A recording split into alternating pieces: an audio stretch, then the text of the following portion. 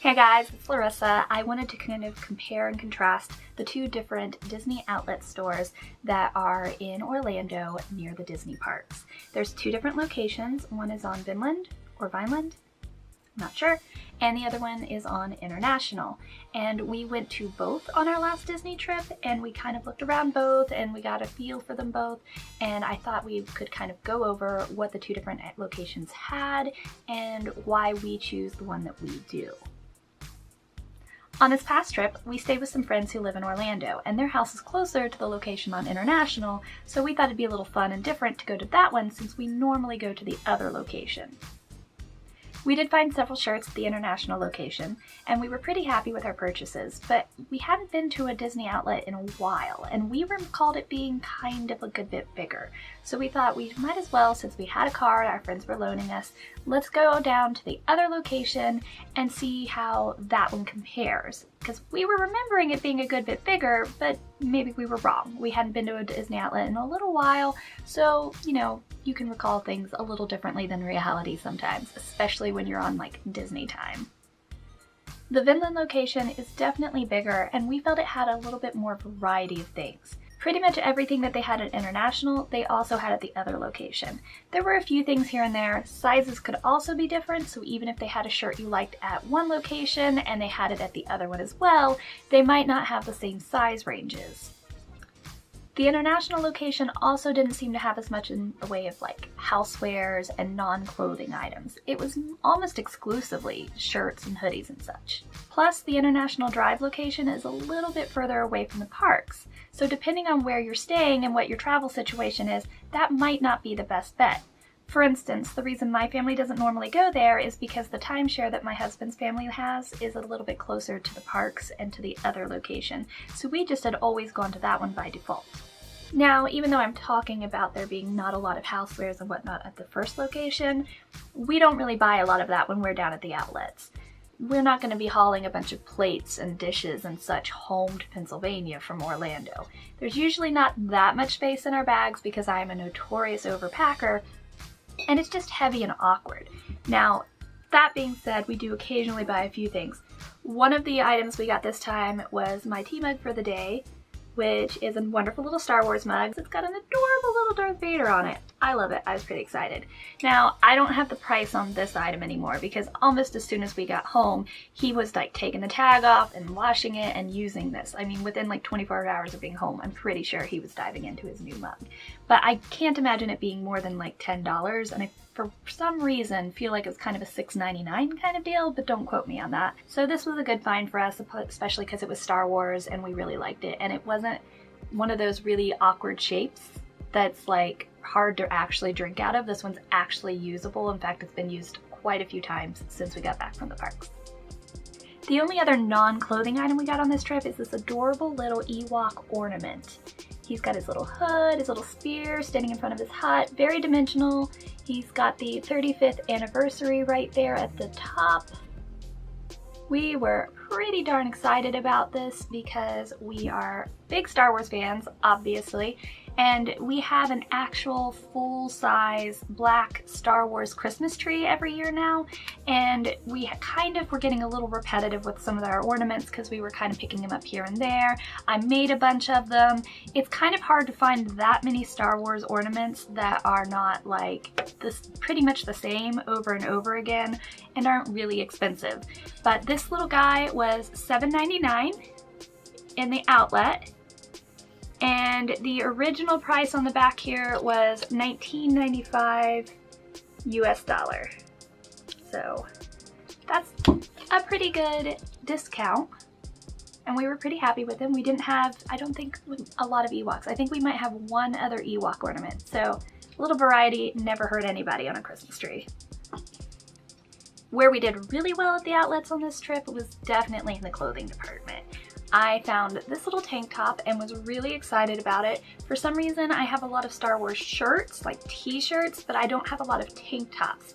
And as you know, most of the year in Florida, it's pretty darn hot. So having some Disney and Star Wars tank tops is always kind of fun. I don't know if you can tell in the video, but it's actually navy and not black, which is really unusual. For some reason, Star Wars shirts tend to be black and gray, more in the men's, but also a lot in the women's, which I find a little boring and a little dull because obviously I like color. Another thing that I really liked about this one is that it has the rose gold foil, and it's a pretty high shine foil. It's very pretty and sparkly. It's rose gold, so it's girly and a little bit different. And it's got this sort of like brush strokey, distressed quality to it that is also kind of fun. A little more, you know, rebel, a little more Star Wars, a little bit of that beat up feeling that George Lucas really liked to work into his movies. Another thing I just had to pick up when I saw it was this adorable little Star Wars skater's dress. I really like the print, that it's very cutesy and girly and not too like dark and serious, so it'll be really fun on like a nice spring day in the park or in the summer. Again, it's very light colors, so it's not going to be dark and hot at the parks, which is really nice. It's got this cute little accent on the back with the like sort of scooped out back, but then it has that strap across it, which is nice because again, a little cool little ventilation, but gonna stay up and I'm not gonna be tugging a strap up on my shoulder all day or anything. And I just really like the little skater dress silhouette. I have a bunch of dresses like this that I wear like all summer long, not Star Wars, so this one's definitely different and I'm pretty excited about it. I think I'm gonna get a lot of wear of this both at home and in the parks. Next, we each got a Star Wars hoodie.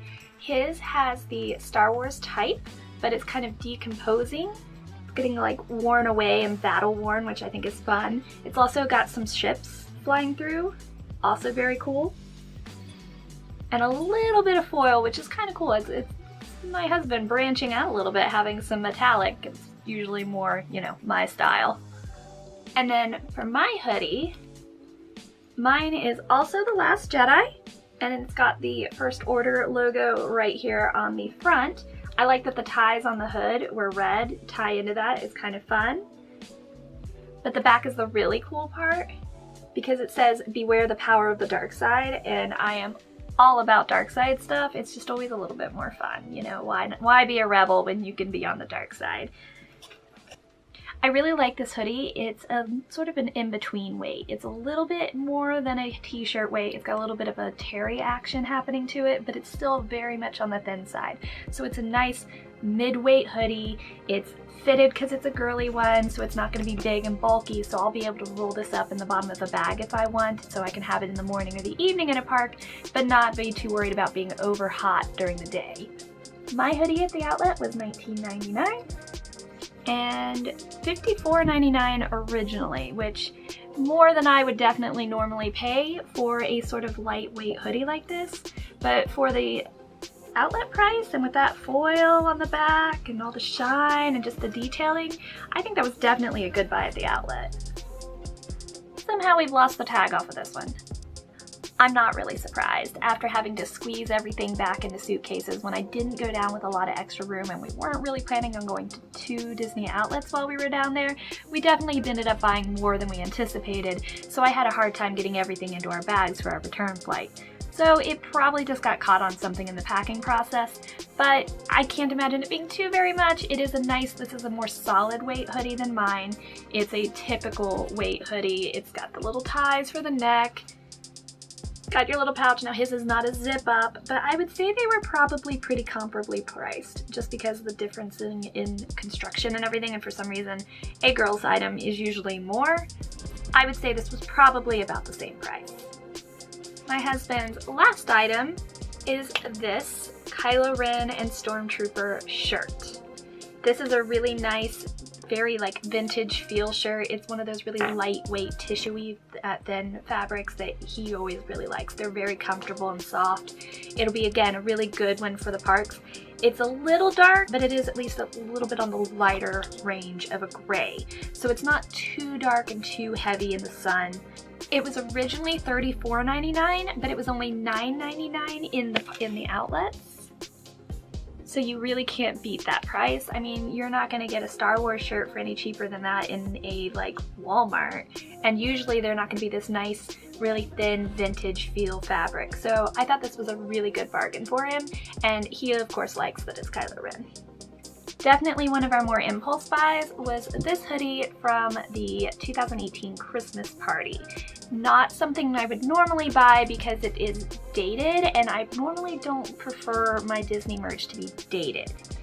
But this was the first year that we did the Christmas party, so it's, you know, kind of special, a little more us, and it's pretty cute. We weren't super thrilled with the sizing. It's too small for my husband and it's a little big on me, but I kind of don't mind a hoodie being too big for me. You know, it's kind of nice to be in the winter all bundled up in a nice, warm, big, baggy hoodie. So it wasn't too bad, and it's really cute. There's all the characters on the back. Most magical holiday on earth with their little shopping list. Everybody's out getting their presents. We thought it was pretty cute. So for the $14.99 that they charged at the outlet as opposed to the $49.99 that it was in the parks during the event, that's a pretty good deal, and it's a special one because it was our first year doing any of the parties at Disney, but specifically the Christmas party. So I'm pretty happy with this purchase. And my last outfit that I got is this long tunic length black t-shirt. It says I live in Fantasyland in full-on rhinestoney action, which I love. It was originally $44.99 in the parks, and we got it for $14.99 in the outlets, which pretty good deal.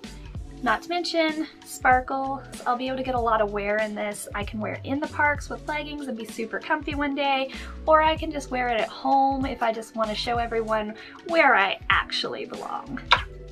Another impulse purchase that I'm actually pretty excited that we did get is this Star Wars tote bag. It actually ended up being pretty necessary because we bought so much extra stuff that to get home I actually needed to add this as a carry-on item that we hadn't had on the way down to Florida. So it was actually a pretty good thing to have. As you can see on both sides, it says Star Wars in different colored sequins, and they're the flip sequins so that you can flip it to have one side have the Jedi symbol and go a little more Imperial and dark side other. Now, I saw these exact same bags the day before at World of Disney, and I want to say they were like $45 because I was like, okay, that is right up my alley. It's all sequin, it's got the dark side, because I would probably keep it, have the Imperial logo open on one side, and I'd probably switch this to be the Star Wars side when I carry it. But I wasn't going to spend that much money on a tote bag that I don't see me using a lot. But when I saw it the very next day for $14.99 at the outlet, I definitely pounced on that. Definite impulse buy. I had already decided I probably didn't have a lot of use for it, but for that price, I could not really pass it up. I did find one spot here on the inside where the lining is coming unsewn. So, fair warning, it is an outlet store. If there's something in that store, it's probably for a reason, whether it's overstock that just didn't sell very well, or it's dated and no longer applicable, whether it has the actual date, or it's like a Christmas item and we're well past Christmas. There's a reason things make it to the outlet store. My guess is this whole batch of bags probably had some sort of a flaw with it like this. So keep that in mind. But for that price, I will be able to fix this, no problem, and I'm going to have a perfectly usable bag for a whole lot cheaper than it was in the parks. On this trip, I also bought two of my nieces for $24.99 each, matching little Rapunzel dresses. The two younger girls, they flipped, they loved them. Unfortunately, they've already gone to the girls, so I can't show you those. But they're the same ones from the Bibbidi Bobbidi Boutique, but a whole lot cheaper. And that's pretty much it. Depending on your access to travel or whether you're willing to pay for an Uber or a cab or something, I definitely recommend hitting up the Disney outlets. For one thing, if you're at all interested in buying any sort of Disney shirts or clothing, definitely better pricing at the outlets. Thanks for watching. I hope you found this informative and that you have a beautiful day, and I'll see you next time.